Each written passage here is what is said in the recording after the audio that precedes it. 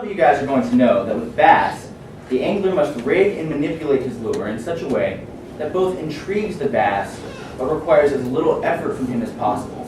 It must be presented on a silver platter. In rigging the perfect bass lure, the angler must consider the content, what kind of bait, the visual, how the bait appeals to the eye, and the action, what the angler does with the bait. I'm Kaz Crane. And I'm Leatha Jones. And we're going to show you how that same concept can be applied to the thoughtful rigging and manipulation of a powerful and effective PowerPoint presentation. Content, visual, action. So content. What do you want on your slides? Well, a really good rule of thumb to remember is keep it short and keep it sweet. There's nothing more intimidating to me than going into Professor Ennis's class and seeing 2 paragraphs of Aristotle on the screen. I'm not going to read it. You guys are probably not going to read it. Likewise, your audience doesn't want to read a novel. They just want the most important points on the slides. So keep that in mind when you're doing that. Also, make sure that your audience is able to see your slides. If your fonts are too small or the colors are off, nobody's going to be paying attention to what you're saying because they're trying to read what you have on the screen. So make sure your fonts are large. I would suggest about like 30 point at least. Make sure they're clear and make sure the colors work well with your templates. For example, if you have a dark color template, make sure that your colors of your font are a light color and vice versa. Also keep in mind that some fonts are much easier to read than others. I would suggest to stay away from the scripted, nice, pretty calligraphy. Although that's nice to look at, sometimes the letters get lost and you're not really sure what it says. And again, you're asking the audience to work too hard. A helpful tip too might be to think of your PowerPoint slides as a simple, very simple outline of your own notes.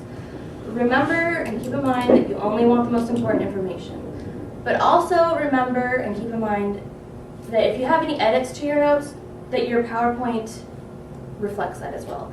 You don't want your first point to be halfway through your deck and then you have to flip all the way through that and then go all the way back. You want to make sure that they're all in sync with each other.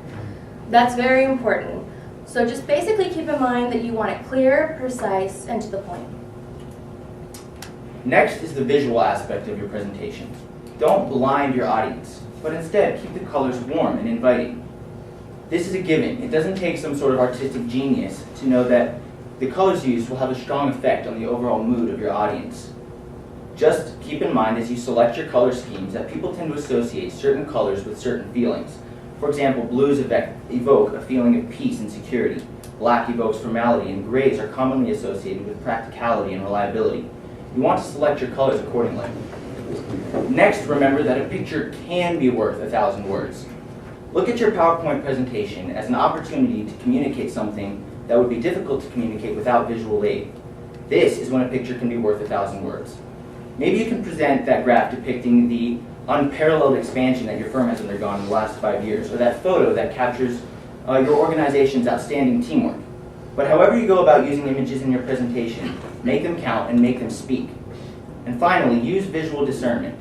Remember that there is no formula to presenting or to creating an effective PowerPoint presentation. It is an art and it requires creative discernment, research, and active sensitivity towards your audience.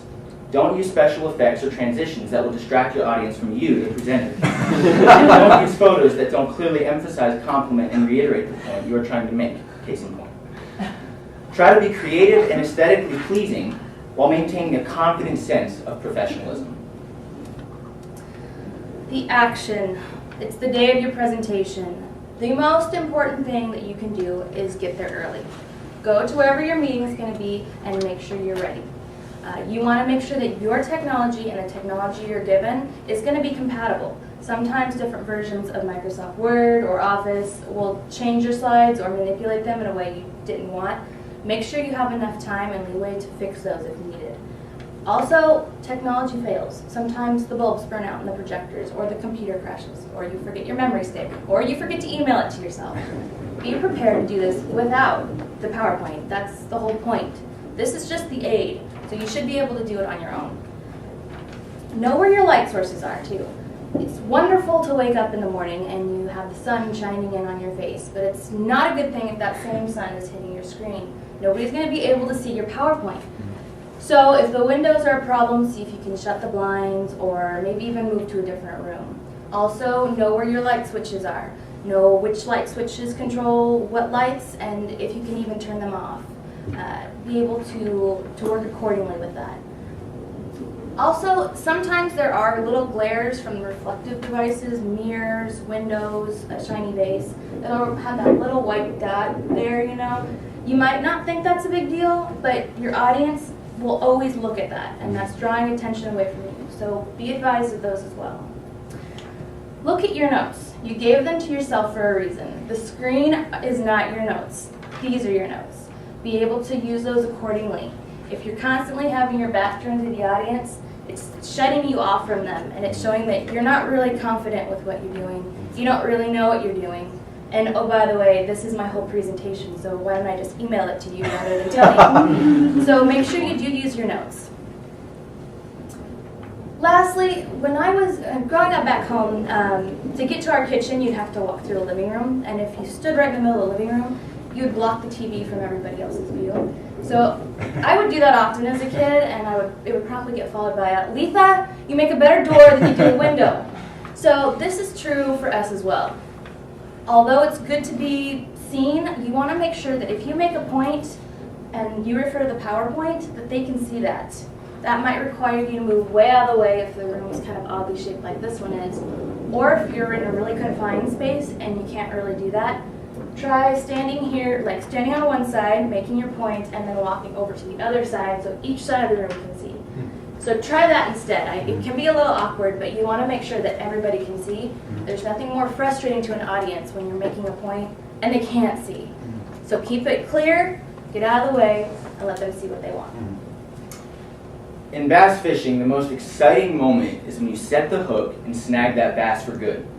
So in your presentation, be sure to set the hook by executing content, visual, and action. And if it helps, next time you're giving a presentation, remember the bass analogy, and think of your boss or those potential donors as that giant, lazy, largemouth bass. And with the assistance of your well-rigged PowerPoint presentation, you are going to present your ideas, your research, your vision on that silver platter that your audience will not be able to resist. Thank you.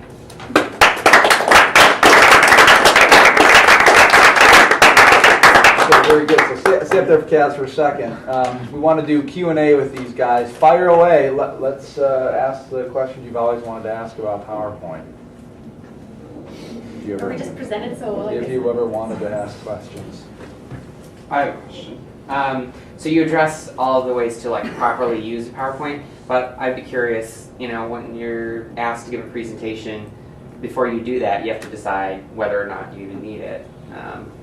You know, you don't in every presentation, so is there a good way to determine that? Yeah, kind of when I was talking about a picture can be worth a thousand words, kind of consider your whole PowerPoint as a picture.